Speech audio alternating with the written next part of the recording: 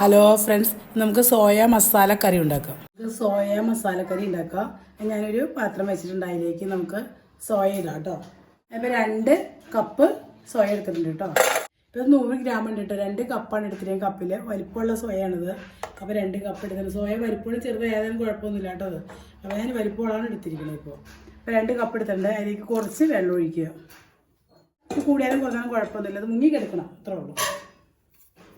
നമുക്ക് 2 മിനിറ്റ് ഒന്ന് കുക്ക് ചെയ്തെടുക്കാം കേട്ടോ. അല്പം ഉപ്പിട്ട് കൊടുക്കാം, ഒരു പിഞ്ച് ഉപ്പ് ഇതിലേക്ക് ഇട്ട് കൊടുക്കാം. 2 മിനിറ്റ് അത് കുക്കാവട്ടെ. എന്നിട്ട് ചൂടുള്ള വെള്ളത്തിൽ 2 മിനിറ്റ് കുക്ക് ചെയ്യാം. അതേപോലെ ആവും.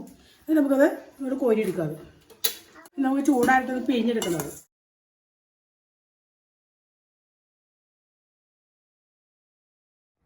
അപ്പോൾ അത് ചൂടാറുമ്പോഴേക്കും, സോയ ചൂടാറുമ്പോഴേക്കും നമുക്ക് അതിലേക്കൊരു മസാല റെഡിയാക്കാം കേട്ടോ.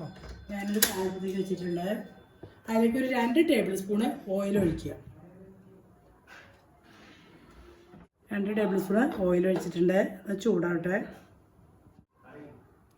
ഇനി അതിലേക്ക് ഞാനൊരു മീഡിയം സൈസ് സബോളയാണ് 2 എടുത്തുകൊണ്ട് ഇതുപോലെ നീളത്തിൽ കട്ട് ചെയ്തിട്ട് നമുക്ക് ഇട്ട് കൊടുക്കുക. തീരെ ചെറുതാണെങ്കിൽ 3 എടുക്കുക കേട്ടോ. ഇതൊരു മീഡിയം സൈസാണ്, അപ്പോൾ ഞാനൊരു 2 എടുത്തിട്ടുണ്ട്. ഒരു 2 മിനിറ്റ് വാട്ടാകും. നമ്മുടെ സബോള ഒന്ന് വാടിയിട്ടുണ്ട് കേട്ടോ. അതുപോലെ ഒന്ന് വാടി കഴിയുമ്പോൾ നമുക്ക് അതിലേക്ക് ഒരു മീഡിയം സൈസ് 2 തക്കാളി ഉണ്ട്, ആ നീളത്തിൽ കട്ട് ചെയ്ത് അത് ഇട്ട് കൊടുക്കുക. ഒരു 15 കശുവണ്ടി എടുത്തിട്ടുണ്ട്, അതിലേക്ക് ഇട്ട് കൊടുക്കുക. എല്ലാം സോഫ്റ്റാണ്, തക്കാളി സോഫ്റ്റ് ആക്കിയിട്ടുണ്ട് കേട്ടോ. ആ 2 മിനിറ്റ് പോലെ തന്നെ നമ്മൾ ഇളക്കി കൊടുക്കുക. കുറച്ച് മല്ലിയിലിട്ട് കൊടുക്കുക. നമുക്ക് തണ്ടോട് എടുക്കാം കേട്ടോ. അതുപോലെ കട്ട് ചെയ്ത് കുറച്ച് മല്ലിയിലിട്ട് കൊടുക്കുക. അപ്പോൾ ഇനി ഇതുപോലെ ചൂടായിട്ട് നമുക്ക് ഒന്ന് പേസ്റ്റ് പോലെ നന്നായിട്ട് നമുക്ക് അരച്ചെടുക്കണം. ഞാൻ മിക്സിയുടെ ജാറിലേക്ക് ഇട്ടിട്ട് അല്പം വെള്ളം കൂടി ഒഴിച്ചിട്ട് നമുക്ക് അരച്ചെടുക്കാം. ഞാനത് ഒരു മിക്സിയുടെ ജാറിലേക്ക് മാറ്റിയിട്ടുണ്ട്. ഇനി അല്പം ഒരു 1/2 ഗ്ലാസ് വെള്ളം ഒഴിച്ച് നന്നായിട്ട് പേസ്റ്റ് പോലെ നമുക്ക് അരച്ചെടുക്കാം. ആ പാനിൽ തന്നെ ഒരു 1/2 ടേബിൾ സ്പൂണ് ഓയിൽ ഒഴിച്ചിട്ടുണ്ട് കേട്ടോ. അത് നമുക്ക് ആ ഇതുപോലെ ഇങ്ങനെ നമുക്ക് ഇതുപോലെ ഞെക്കി പിഴിഞ്ഞെടുക്കണ്ടോ. ഇതുപോലെ പിഴിഞ്ഞെടുക്കാം. ഞാൻ പിഴിഞ്ഞ് വെച്ചാണത്. അത് ഇതൊന്ന് ഫ്രൈ ചെയ്തെടുക്കാം. ജസ്റ്റ് ഒരു മിനിറ്റ് ഒന്ന് ഫ്രൈ ചെയ്തെടുക്കാം. പാൻ അടുപ്പത്തേക്ക് വെച്ചിട്ടുണ്ട്. അതിലേക്ക് ഒരു ടേബിൾ സ്പൂണ് ഓയിൽ ഒഴിച്ചു കൊടുക്കുക. അപ്പോൾ നമ്മുടെ ഓയിൽ ചൂടായിട്ടുണ്ട് കേട്ടോ. അപ്പോൾ ഒരു ടേബിൾ സ്പൂൺ ഓയിൽ ഒഴിച്ചിട്ടുള്ളൂ.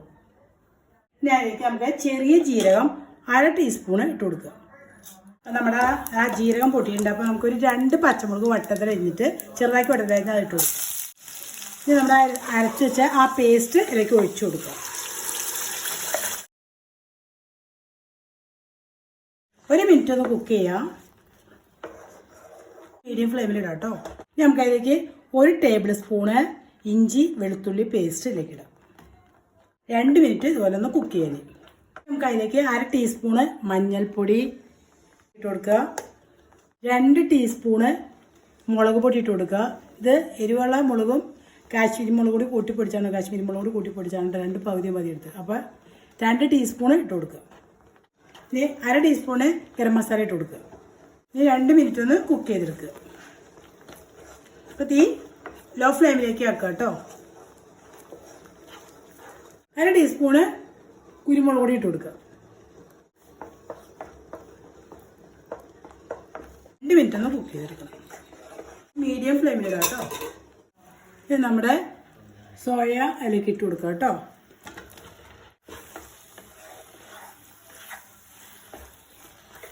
കുറച്ച് ഉപ്പിട്ട് കൊടുക്കുക. ഒരു 1/2 സ്പൂൺ ഇടാം, നോക്കിയിട്ട് പിന്നെ ഇടാം കേട്ടോ. നമ്മൾ ഉപ്പിട്ടിട്ടുണ്ട്. ഇനി അതിലേക്ക് ഒരു ടേബിൾ സ്പൂണ് പഞ്ചസാര ഇട്ട് കൊടുക്കുക. ഒരു ടേബിൾ സ്പൂണ് പഞ്ചസാര ഇട്ടേക്കണം കേട്ടോ. ഉപ്പ് 1/2 ടീസ്പൂൺ ഇട്ടേക്കണം. നമുക്ക് പോരെങ്കിൽ ഒഴിക്കാം. ഇനി ഒരു 2 മിനിറ്റ് കുക്ക് ചെയ്ത് ഇനി അതിലേക്ക് നമുക്ക് ആവശ്യമുള്ള ചൂടുവെള്ളം ഒഴിച്ചു കൊടുക്കുക കേട്ടോ. അത് നമ്മുടെ ഗ്രേവിക്ക് അനുസരിച്ച് വെള്ളം ഒഴിച്ചു കൊടുക്കുക. 2 കപ്പ് വെള്ളം ഒഴിക്കുക കേട്ടോ. അതുകൊണ്ട് ഒരു 5 മിനിറ്റ് മൂടി വെച്ച് നമുക്ക് കുക്ക് ചെയ്തെടുക്കും. ഇപ്പം നമ്മൾ 5 മിനിറ്റ് ആയിട്ട് മൂടിയിട്ടിട്ട് ഇടയ്ക്ക് നോക്കണം, തുറന്നു നോക്കുക. ഇനി അതിലേക്ക് നമുക്ക് 1 ടീസ്പൂണ് കസൂരി മെത്തി ഇട്ട് കൊടുക്കാം കേട്ടോ. ഒന്ന് ഇറക്കി കൊടുക്കുക. നമ്മൾ ഉപ്പൊക്കെ ഉണ്ടോ നോക്കുക കേട്ടോ. ഇനി കുറച്ച് മല്ലിയില കട്ട് ചെയ്തിട്ട് കൊടുക്കുക. ഇനി നമുക്ക് ഫ്ലെയിം ഓഫ് ചെയ്യാം കേട്ടോ. ഗ്രേവി ഇത് നന്നായി തിക്കായിട്ടുണ്ട്. ഒന്നുകൂടി ചെറുതായിട്ട് ഒന്നുകൂടി കുറുകി വരും കേട്ടോ. ഒന്ന് ചെറുതായിട്ട് ചൂടാറുമ്പോൾ ഒന്നുകൂടി കുറുകും. നമുക്ക് ചപ്പാത്തിക്കും അപ്പത്തിനൊക്കെ പറ്റിയ കറി. ഇപ്പം നല്ല ഗ്രേവി ആയിട്ടാണ് കേട്ടോ.